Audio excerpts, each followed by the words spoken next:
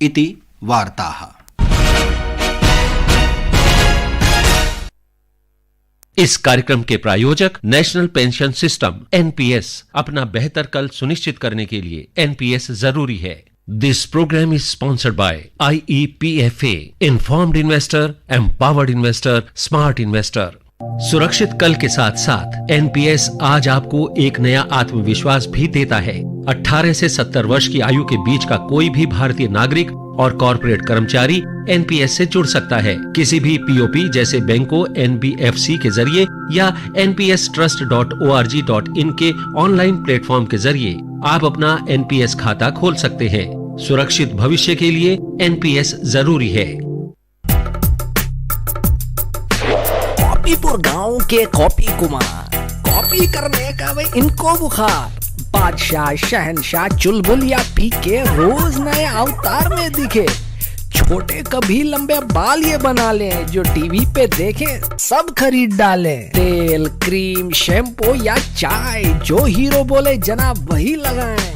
फिर एक दिन सबने देखा कुछ ऐसा, बोले कॉपी कुमार, जहाँ हीरो ने बोला हम वहीं लगाएंगे पैसा। लुट गए शेयर, डूबा पैसा, बैंक बैलेंस हुआ जीरो। सब बोले क्यों भाई, अब क्या कहता है तेरा हीरो? सिर्फ किसी सेलिब्रिटी, ब्रांड एम्बेसडर या नामी व्यक्ति के मोह में आकर निवेश न करें। कंपनी पॉलिसी ठीक से समझें और अपना पैसा सोच समझ कर लगाएं। देर लगी पर कुमार ने सीखा सबक जैसे तैसे, कि हीरो के कहने में आकर ना लगाएं पैसे। IEPF अथॉरिटी, कॉर्पोरेट कार्य मंत्रालय द्वारा जनहित में जारी।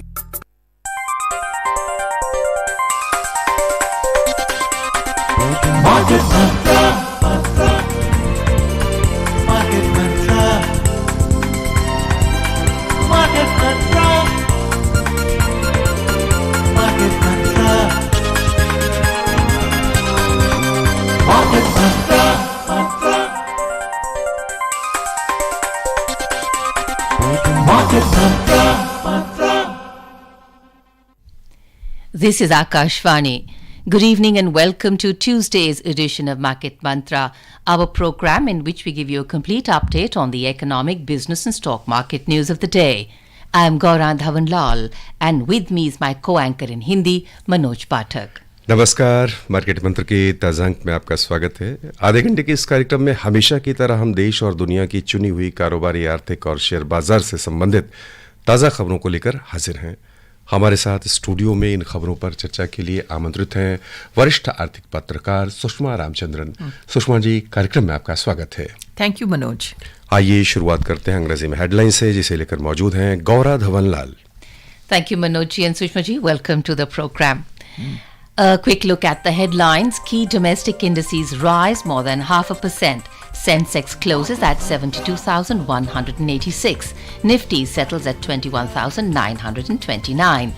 Rapid reforms undertaken by the government making India a global destination for investment in the energy sector, says Prime Minister Narendra Modi. And provisions of the Anusandhan Research Foundation Act come into force. घरेलू share बाजार में लिवाली तेज, प्रमुख सूचकांक आधी फीसदी से अधिक बढ़त के साथ बंद हुए। सेंसेक्स 72,186 पर बंद हुआ। नेशनल स्टॉक एक्सचेंज का निफ्टी 21,929 दर्ज हुआ। प्रधानमंत्री नरेंद्र मोदी ने कहा, ऊर्जा क्षेत्र में वैश्विक निवेश को बढ़ावा देने के लिए और एक ठिकाना बनाने के लिए सरकार की ओर से तेज गति से सुधार किए गए और अनुसंधान शोध फाउंडेशन एक्ट के प्रावधान देश में हो गए लागू।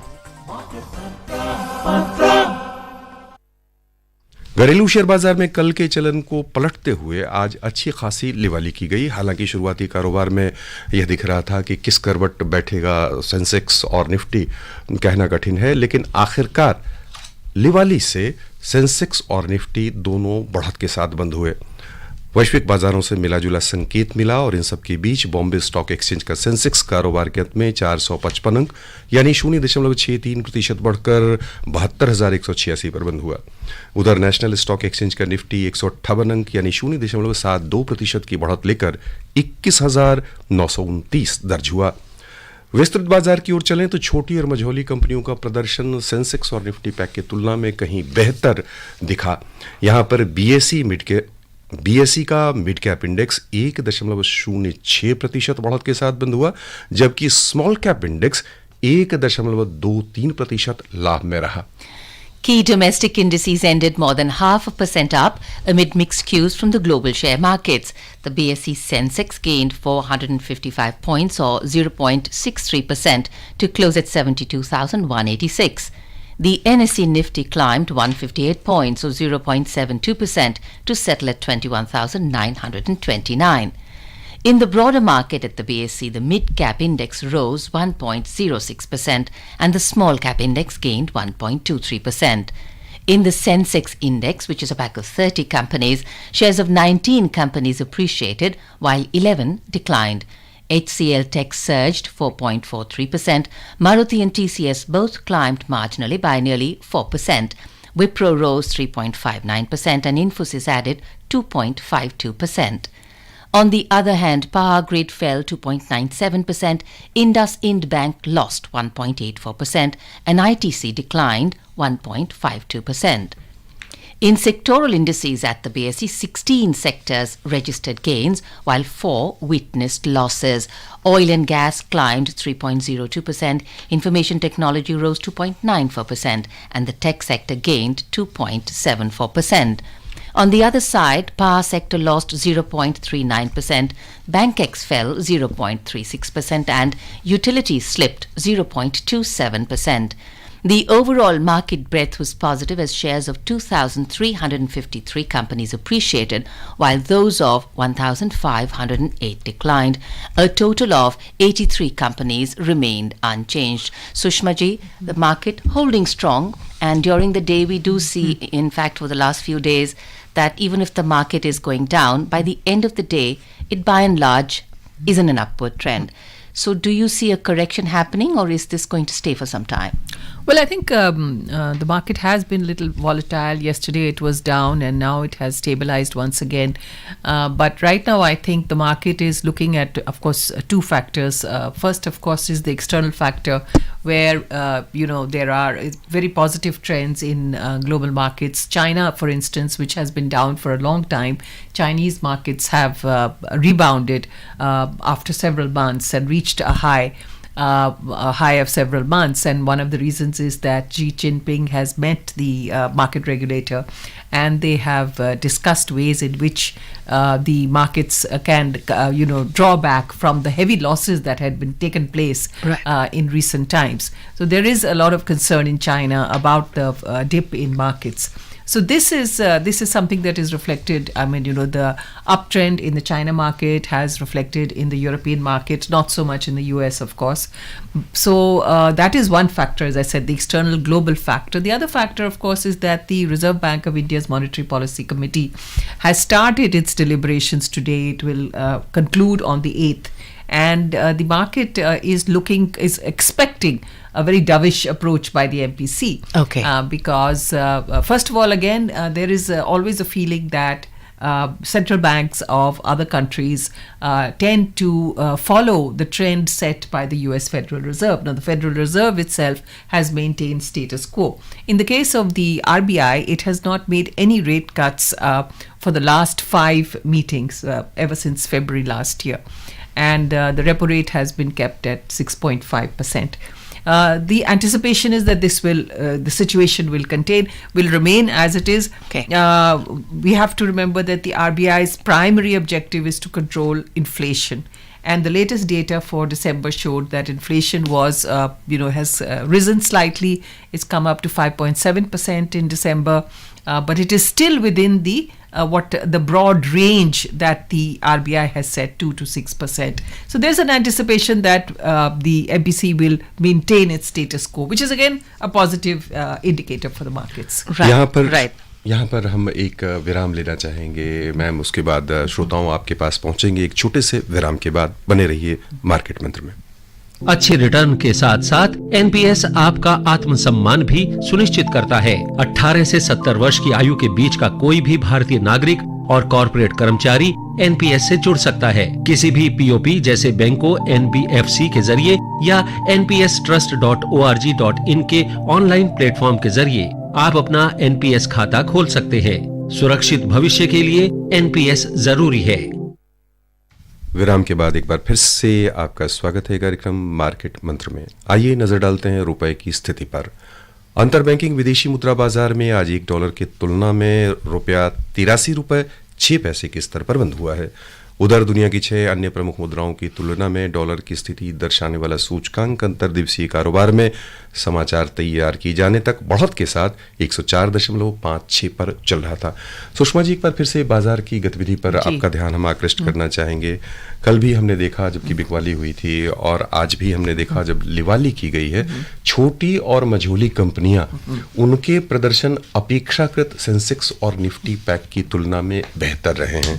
यानी जो विस्तृत बाजार है वहां पर रुझान कुछ अलग चल रहा सेंसेक्स और निफ्टी पैक की तुलना में। क्या हो सकते हैं मुख्य कारण इसके? देखिए, आजकल अगर आप देखें जो रिटेल इन्वेस्टर्स हैं वो ज़्यादा रिसर्च करते हैं कंपनीज़ के ऊपर। जो डोमेस्टिक रिटेल इन्वेस्टर्स अभी 2-3 साल से आए हैं, तो इसका मतलब है कि ज़्यादा छानबीन हो रही है। ये सिर्फ ये नहीं कि पहले का जो सिलसिला था, जो इन्वेस्टर था वो ब्लू चिप कंपनीज़ के ऊपर, जो बड़ी बड़ी कंपनीज़ हैं उन्हीं में निवेश करता था। लेकिन अब ये है कि ये अपनी हर छोटी कंपनीज़ को भी देखते हैं, क्योंकि छोटी कंपनी आके कभी कभी बहुत बड़ी बन जाती है। अभी हम जैसे स्टार्टअप कल्चर की आप हमें मालूम है। तो ये जो है जो ज़्यादा मेरे ख्याल जो फोकस हो रहा है कि जो नई कंपनीज हैं या छोटी मिड साइज कंपनीज हैं उनकी जो पोटेंशियल है, हमारे जो डोमेस्टिक रिटेल इन्वेस्टर्स हैं वो ये देख रहे हैं। और मेरे ख्याल इस वजह से काफ़ी ज़्यादा इंटरेस्ट है इस सेक्टर्स में। यहाँ पर क्या हम ये माने मैम कि जो छोटे निवेशक हैं जो SIP के जरिए इसमें निवेश किया करते हैं, क्या उनका रुझान है या जो संस्थागत निवेशक हैं वो इन छोटी कंपनियों की ओर आकर्षित हो रहे हैं? क्या लग रहा है आपको? जो म्यूचुअल फंड्स हैं मेरे ख्याल वो ज़्यादातर एस्टैब्लिश्ड कंपनीज के ऊपर ही जाएंगे, क्योंकि उनकी जो उनकी जिम्मेदारी है बहुत सारे लोगों के ऊपर, तो वो मेरे ख्याल में ज़्यादातर बड़ी कंपनीज में जाएंगे। अगर वो मिड साइज में जाएंगे तो काफ़ी अपना देख रेख करके ही करेंगे। ये मेरे ख्याल अब हमारे जो डोमेस्टिक रिटेल इन्वेस्टर्स हैं इनके वजह से ये हो रहा है। So when Shushma ji, we look at, and you spoke about research which the retail investor is doing, and when we look at that, so how important is past performance? Because public memory is short and even media memory is short. So for a person to do research, how far back should one go? What should one see? Because the latest events tend to dominate the market and the price. I think this is something that the retail investors are now, in fact, I would say that they are relying on a large number of online platforms which are giving them this kind of information. And if you are talking, of course, of a company which has been small for a very long period of time, it is, if it is going to move beyond the small sector, there has to be some dramatic development. Medium-sized companies, on the other hand, are those which probably have been growing. So it's difficult to say how far back you should go. Right. I think you have to see the current environment in which the company is working, the marketing environment, the resource environment, the inputs, all that you have to see. So it's more, I would say, the current scenario that is significant. यहाँ पर हम ये समझना चाहेंगे आपके माध्यम से कि यदि हम अपने जो श्रोता हैं उनके नज़रिए से या जो छोटे निवेशक हैं उनके नज़रिए से समझना चाहें, तो वर्तमान जो माहौल चल रहा है जहाँ पर थोड़ा सा करेक्शन दिख रहा है फिर बाजार ऊपर उठता दिख रहा है, उसमें कौन से सेक्टर अगले 6 महीने के लिए यदि हम लेकर चलें तो 6 महीने में कौन सा सेक्टर आपको लग रहा कि उसमें अभी का किया हुआ निवेश बेहतर परिणाम दे सकता है? देखिए, 6 महीने तो छोटी अवधि हुई, लेकिन फिर भी अभी आज के हाल ही में अगर आप देख लें तो आज के मार्केट में IT स्टॉक्स और तेल और गैस के उत्पादन की जो कंपनीज हैं उनमें उछाल आया है। ये एक ऐसी कंपनीज है, ये दोनों सेक्टर्स हैं, और तीसरा मैं इसमें बैंकिंग में जोड़ देती हूँ। ये 3 ऐसे सेक्टर्स हैं जो लॉन्ग रन में भी, शॉर्ट रन में भी और लॉन्ग रन में भी हमेशा आपको मतलब फ़ायदा पहुंचाएंगे, क्योंकि IT क्षेत्र ऐसा है जहां डिमांड अभी तक तो यही है कि आईटी क्षेत्र में बाहर की डिमांड बहुत ज़्यादा है. ये ऑयल एंड गैस के जो क्षेत्र है वहाँ पर अभी प्राइसेस बढ़ रही हैं और रिफाइनिंग सेक्टर बहुत अच्छा कर रहा है. हमारी एक्सपोर्ट्स बहुत अच्छी हैं तो ऑयल मार्केटिंग कंपनीज अच्छी कर रही है. और तीसरा बैंक्स का तो है ही है कि वो इनकी बैंकिंग की स्थिति, बैंकिंग क्षेत्र की स्थिति 2-3 सालों में 3-4 सालों से बहुत ही अच्छी रही है. एनपीएस वगैरह नीचे आ गए हैं, रिस्ट्रक्चरिंग हो गई है. तो ये लॉन्ग टर्म तरीके से अगर आप शॉर्ट टर्म भी देखें और लॉन्ग टर्म भी देखें, ये 3 क्षेत्र हैं. चौथा अगर आप फार्मा देख लीजिए वो भी बहुत अच्छा क्षेत्र है. Right. You spoke about the energy sector also. Our next story is linked to that. Prime Minister Shri Narendra Modi inaugurated the second edition of the India Energy Week 2024 in Goa today.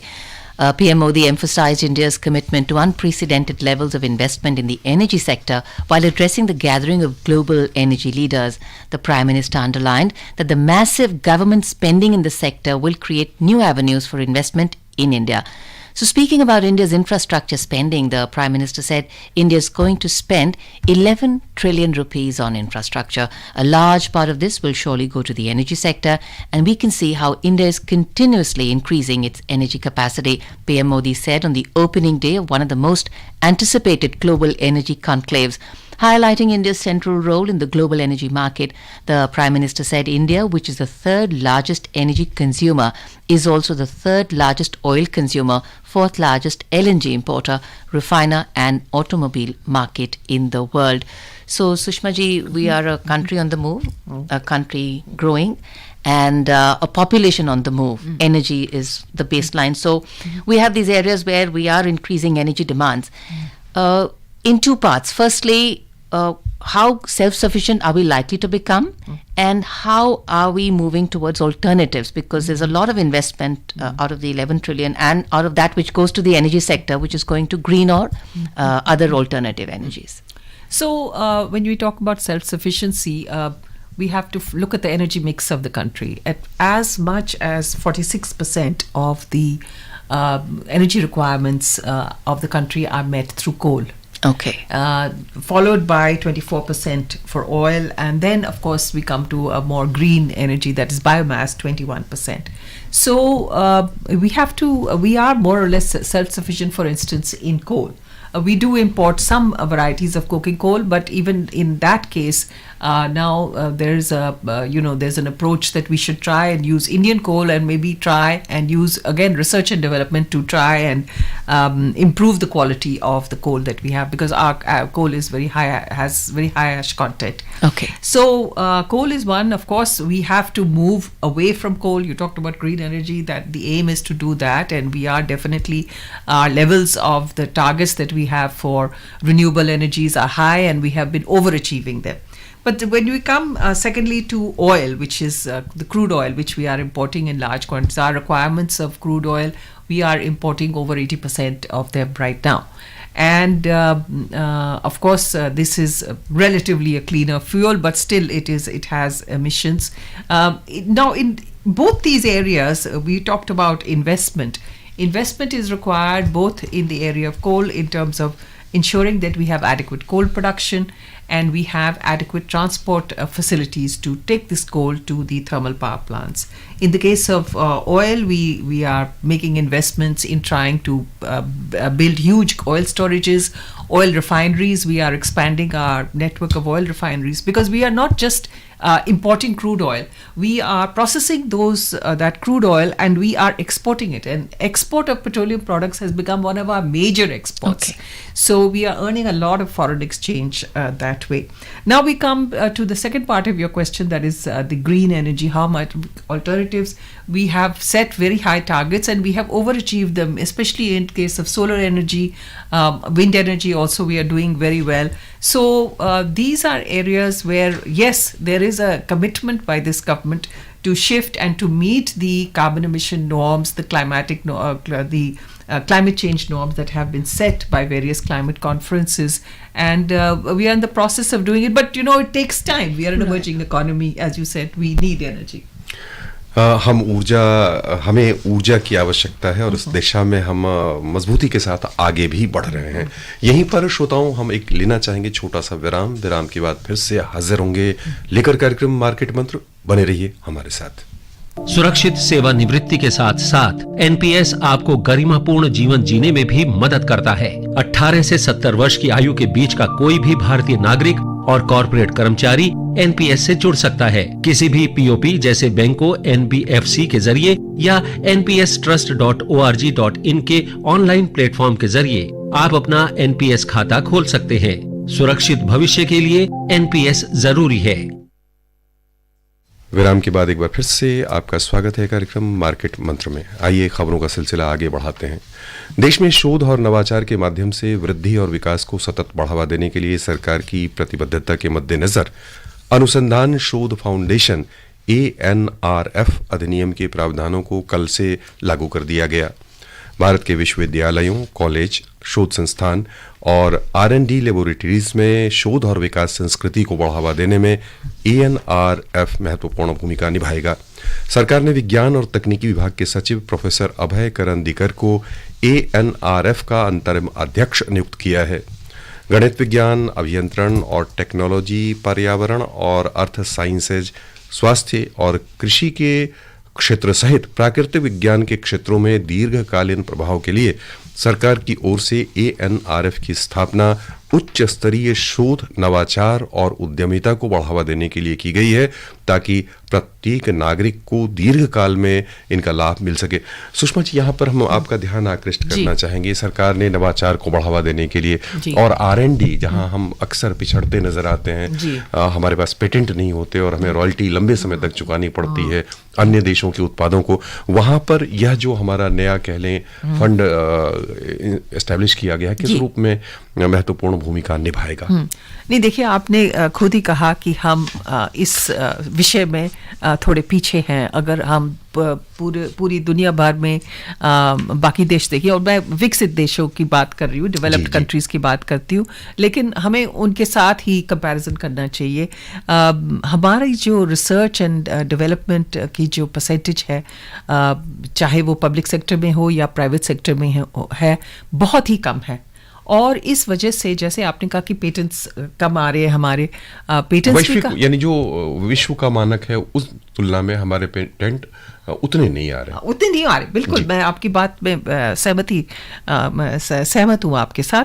तो ये जो इन्होंने ये सरकार ने अनुसंधान research foundation बनाया है, ये this is something to be welcomed, क्योंकि अगर आप देखें, अगर आप ये डेवलप्ड कंट्रीज को भी देखें, वहाँ पर भी सरकार ने मतलब पहल की है, सरकार ने काफ़ी पैसे लगाए हैं रिसर्च में, उसके बाद प्राइवेट कंपनीज आई हैं।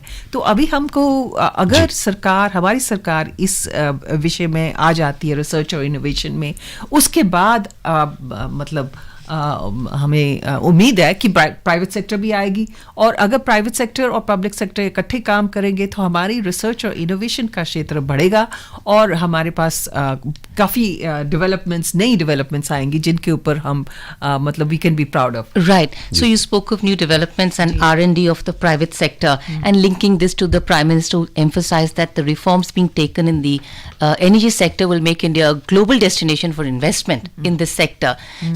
So quickly, just wanting to understand from you that the private sector coming in and from other countries is also a huge attractive destination for the others?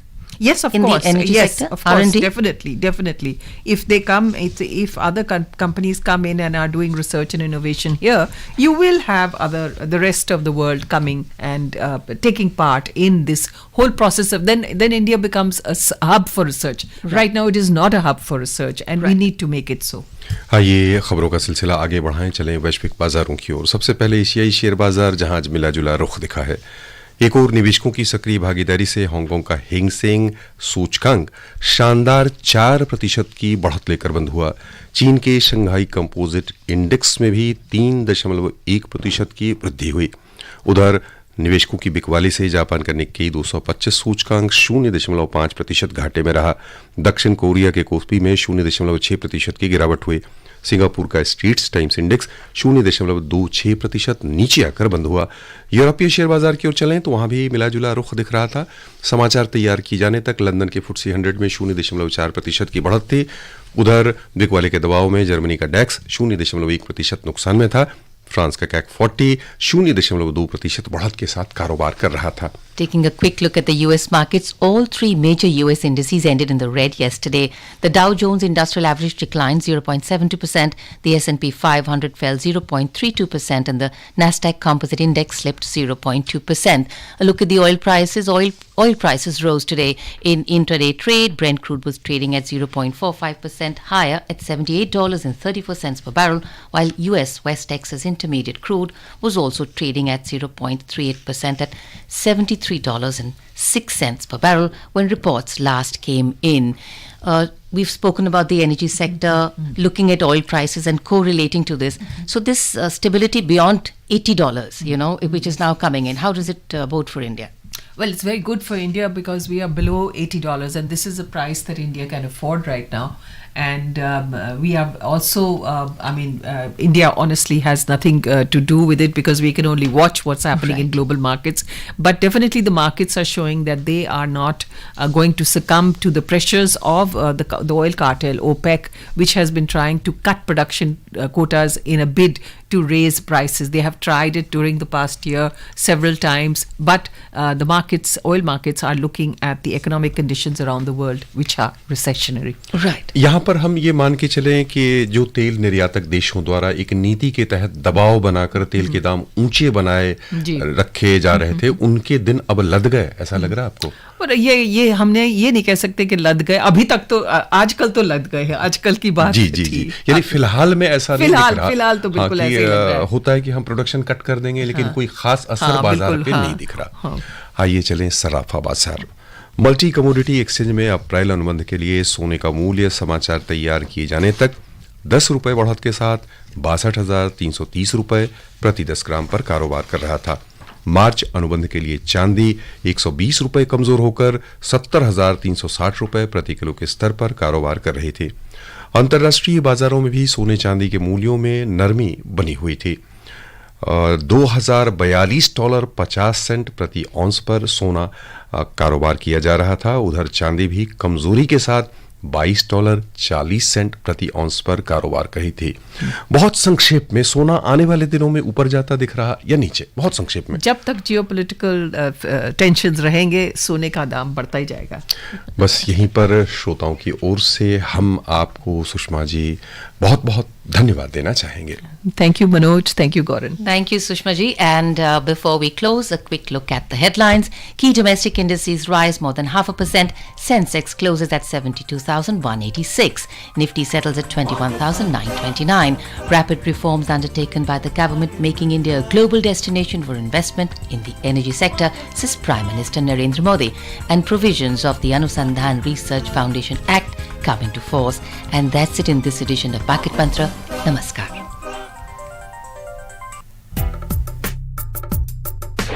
कॉपीपुर गांव के कॉपी कुमार, कॉपी करने का वे इनको बुखार। बादशाह शहनशाह चुलबुल या पी के रोज नए अवतार में दिखे। छोटे कभी लंबे बाल ये बना लें, जो टीवी पे देखे सब खरीद डालें। तेल क्रीम शैम्पू या चाय, जो हीरो बोले जनाब वही लगाएं।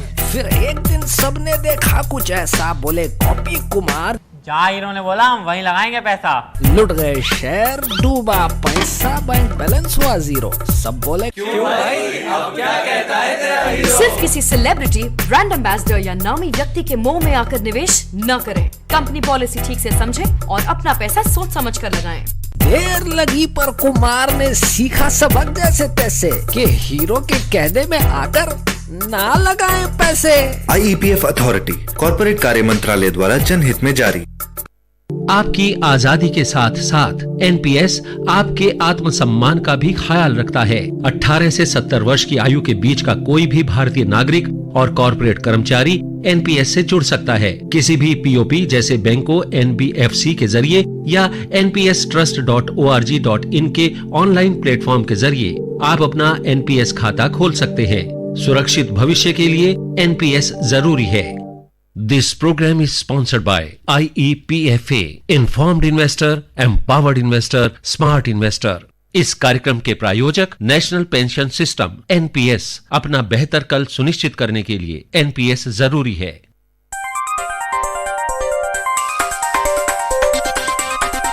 Market Mantra.